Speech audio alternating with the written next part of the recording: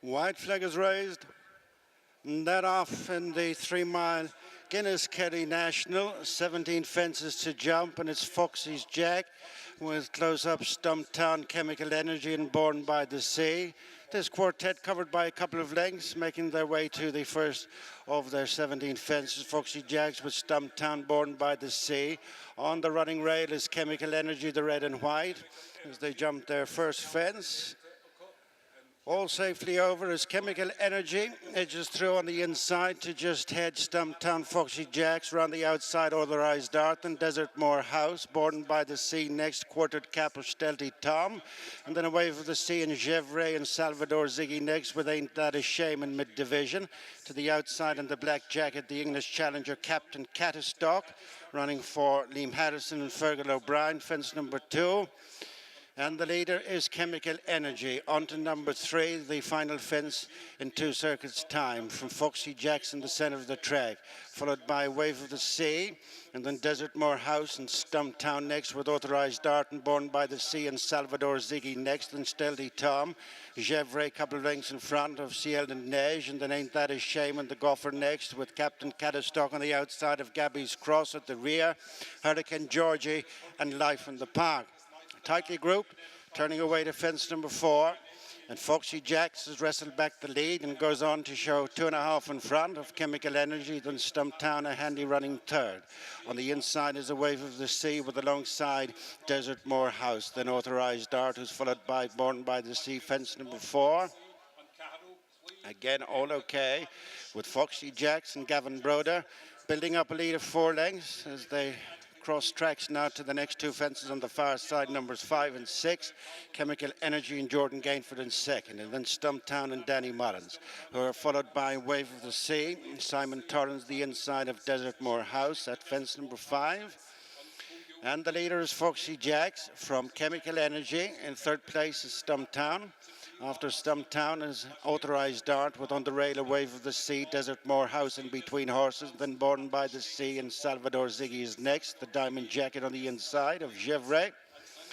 Coming back to the completion of a circuit, their next fence, number 7, is the first of 2 ditches. It is Foxy Jacks enjoying a sizable lead over Chemical Energy and then Stumptown. Authorized Art next on the outside, then Desertmore House, a Wave of the Sea, Stealthy Tom, and Born by the Sea next with Gevray and Salvador Ziggy, and Ain't That a Shame.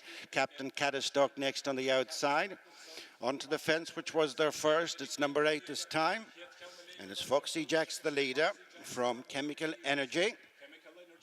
And then Authorized Art landing just third from Stumptown, improving a Stealthy Tom, and then Desertmore House. Gevray is next with Born by the Sea and a Wave of the Sea as they reach the halfway stage. Turning in the second time for fences 9 and 10 before embarking on their final circuit in the centerpiece race of the festival, the Guinness Kerry National. And it's Foxy Jacks out in front of Chemical Energy and Authorized Art in the center. Then Stumptown and Desertmore House. Stealthy Tom next with Born by the Sea and a Wave of the Sea and Salvador Ziggy and Ain't That a Shame.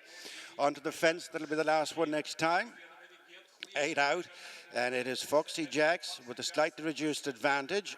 Chemical Energy hit that hard on the inside, disputes second with Authorized Art. Stumptown in between those two, then Desertmore House and Stealthy Tom and Salvador Ziggy, Born by the Sea, a Wave of the Sea, Gevray next, with Ain't That a Shame, being followed by Captain Catastock and Gabby's Cross. Ciel de Neige and the Gopher next, with on the outside Hurricane Georgie and Life in the Park has been last from the outset.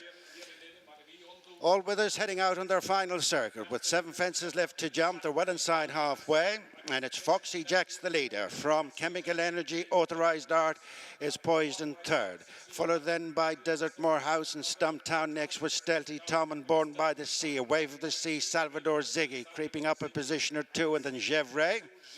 Inside their final mile with 6 fences left to jump, and Foxy Jacks' lead has been cut in half by Chemical Energy, and then Authorized Art, Desertmore House, a Wave of the Sea, Stumptown, Stealthy Tom next with Gevray and Salvador Ziggy. On the outside losing ground is Born by the Sea. away from that next fence and on to the one which is 5 from the finish. And back in front is Chemical Energy. Heads Foxy Jacks as they jump 5 fences from the finish, being followed then on the inside by Desertmore House with Authorized Art alongside. They've 4 left to jump. They're heading for the final ditch. Up in the 5th is Salvador Ziggy and then Stumptown. And next is Stealthy Tom and Chevry out wide. The 4th last fence, Chemical Energy and Foxy Jacks landed together. A very bad mistake by Wave of the Sea has dropped back. Salvador Ziggy is closing up into 3rd place with 3 fences left to jump. These are followed by Desertmore House. Another one getting into it is Ain't That a Shame. The 3rd last fence, bringing them for the final turn, Chemical Energy from Foxy Jacks. In between them, written up is Salvador Ziggy, then Desertmore House. With them on the outside, very much with them is Authorized Art as these 5 break clear of Ain't That a Shame and Stumptown, and the Gopher is next. Round the home turn with 2 fences left to jump, and it's the stable companions to the 4. Salvador Ziggy on the outside comes to take Chemical Energy, then Desertmore House, Authorized Art in the middle of the track, then Foxy Jacks. Salvador Ziggy jumps to the front, almost lost Foxy Jacks. Great recovery by Gavin Broder.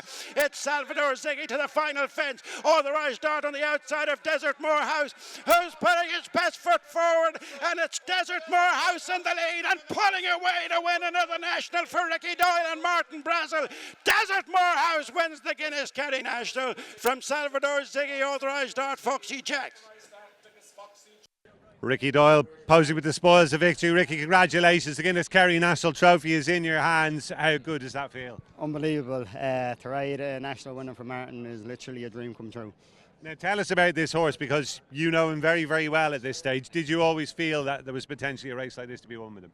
I did, yeah. I kind of thought 3 miles in a big race like this might actually be on the short side for him, because normally they go hard early on, and I just kind of thought he might lose his posse like that, but we didn't go overly quick, and I was well aware of that kind of going out in the final circuit, that we might get done for toe, but thankfully they quickened it good and far out, from the 4th last down to the 3rd last, and I thought if I could wing them 2 and just stay on their tails, that there won't be much coming home quicker than them anyway.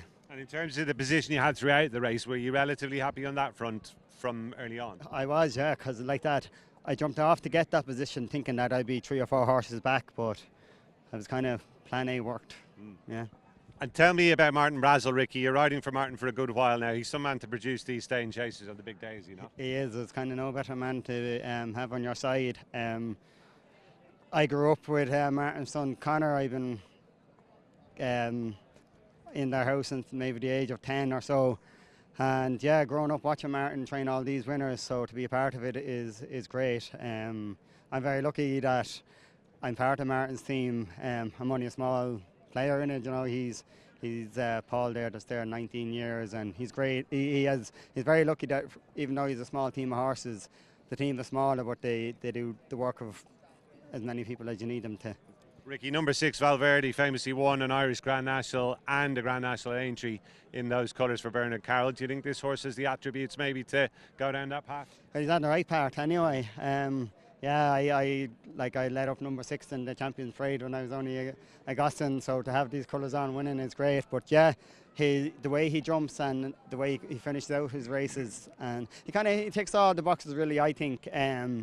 He's very relaxed in his race, he saves plenty and uses his jumping to hold his posse. So yeah, he's when his previous owner had him, he was running plenty of bumpers, and we were schooling him away, just kind of waiting for him to get fed up with him not being able to get a tune out of him. So thankfully it was my name on him the first day, and thankfully Bernard and Martin left me on him. I missed him when I was off travelling this summer when JJ won on him, but thankfully they let me back on board. That's worked out beautifully. And tell me this, a little bit of time has passed since that famous win you had in the Irish Grand National. Does it feel particularly sweet now to get another big one under the belt? It does, because obviously that was during COVID, and as great as it was, and I just it went by me so quickly because there was so much happening in the world. But I definitely remember this for a long time. I gave the crowd a good wave. I was driving down in the car, I had the heaters on, sweating away, thinking it's normally not worth it, but hopefully today it is. And it really was. It was great to see, Ricky. Delighted for you. Thanks for joining us. Well done again. Thanks, Gary. Thank Cheers. you.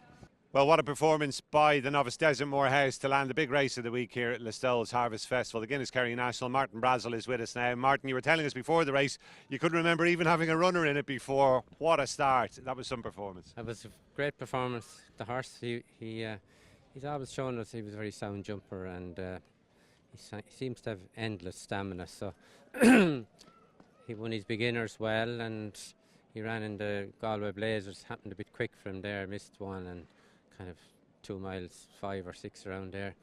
It was just a little bit, but he learned a lot from it, and he came back to Kilbeggan and won. And just since then at home, I've been saying it there for the last 10 days that it's like he's after growing another hand, and he's just in great form with himself. So I was probably resigned to the fact that I wasn't going to get in, and thankfully Gordon rang me this morning and let me know that he had one out and the possibility of a second one, so that I should load up and head on down. Of course, ironic the way it played out that you beat one of Gordon's into second, but in fairness, I think he was very, very happy to congratulate you. He was very after. Look, it's a game for sportsmen, isn't it? Absolutely right. And Yeah. Martin, this fella looks every inch of possible future Grand National horse, doesn't he? Is that what you've got in mind?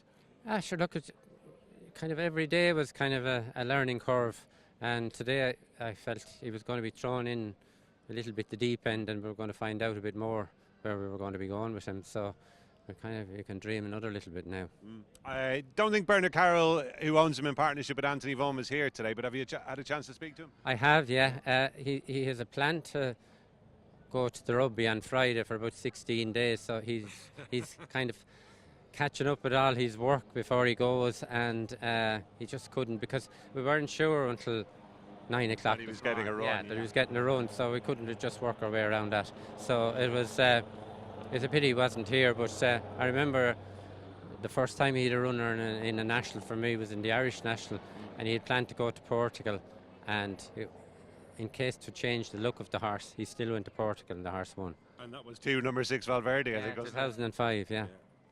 So Amazing stuff. And tell me this, Martin, what about the next step for him? Have you anything in mind after I today? haven't really, because we're heading into winter ground. I know he handled that ground there today, but you know he probably deserves maybe a little short break. And I had thought of possibly the Paddy Power Christmas, where you'd get a bit of nice ground as well. And sure, after that, could be thinking of an Irish National. Novices have a reasonably good record in it. And maybe think about Aintree further down the line, potentially? Maybe. Do the Numbersixvalverde way? Either the Irish, or like a novice won it, not this year, last year.